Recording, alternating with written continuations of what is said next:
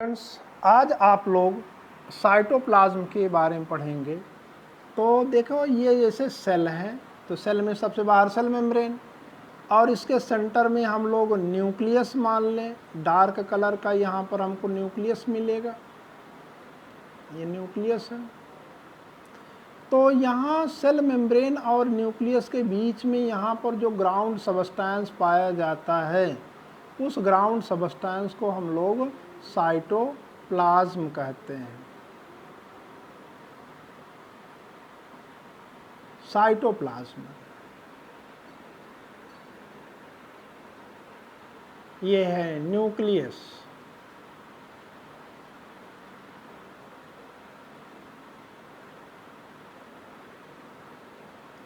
ये है plasma membrane.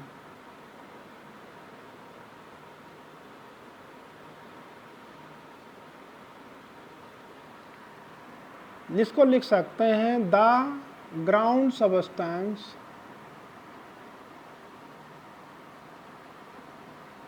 Present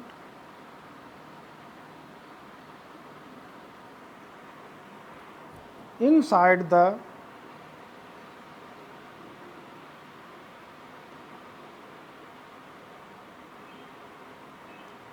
plasma membrane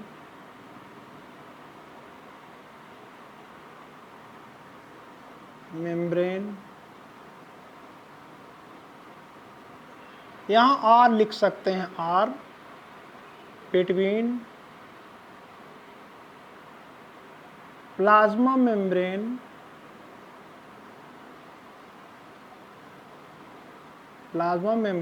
and nucleus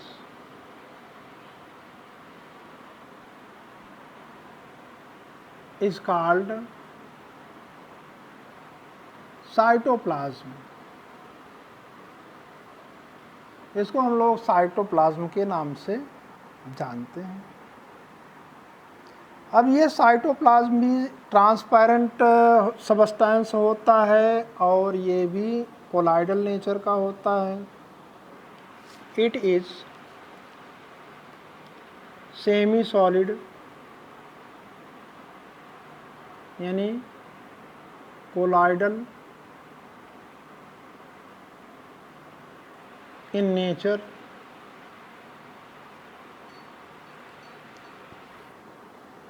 और वाटर अगर देखेंगे, water is present in large amount in which different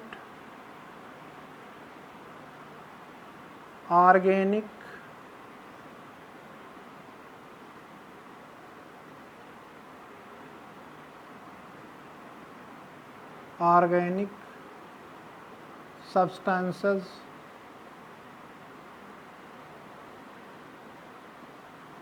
like proteins, fats, carbohydrates,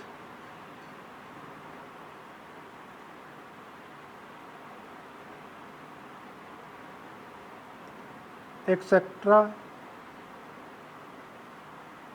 and inorganic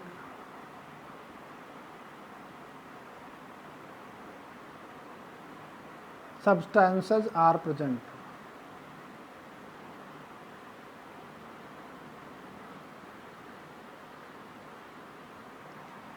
और इसी cytoplasm में आपको छोटे छोटे मेम्ब्रेन बाउंडेड स्ट्रक्चर्स दिखाई देंगे, जिनको हम लोग सेल ऑर्गेनेली कहते हैं। डेवलप्ड सेल में मिलेगा।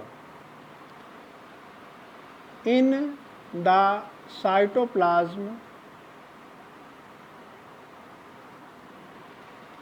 Cell organelles are present. Cell organelles भी इसी में पाया जाता है। अब इसका अगर आप फंक्शन देखेंगे यानी functions of cytoplasm.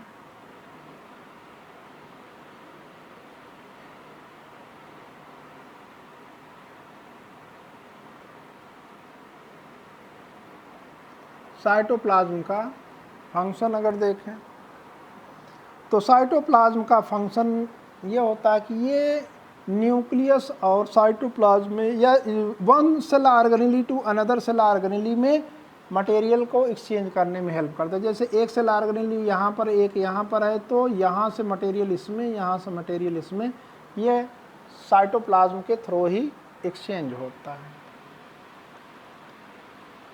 It helps in exchange of materials या transport of materials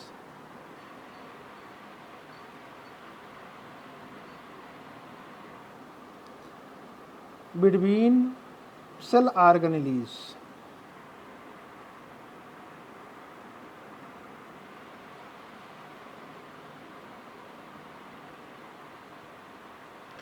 और दूसरा काम होता है, ये साइट है, जगह है, तमाम केमिकल सेल में होने वाले केमिकल रिएक्शन के लिए एक साइट है। It act as site of chemical reaction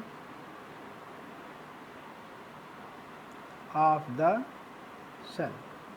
chemical reaction कहें या बायोकेमिकल रिएक्शन भी आप कह सकते हैं। ये फंक्शन है। इस तरीके से साइटोप्लाज्म भी कंप्लीट होता है। और अब इसके आगे नेक्स्ट सेशन में आपको पढ़ाएंगे।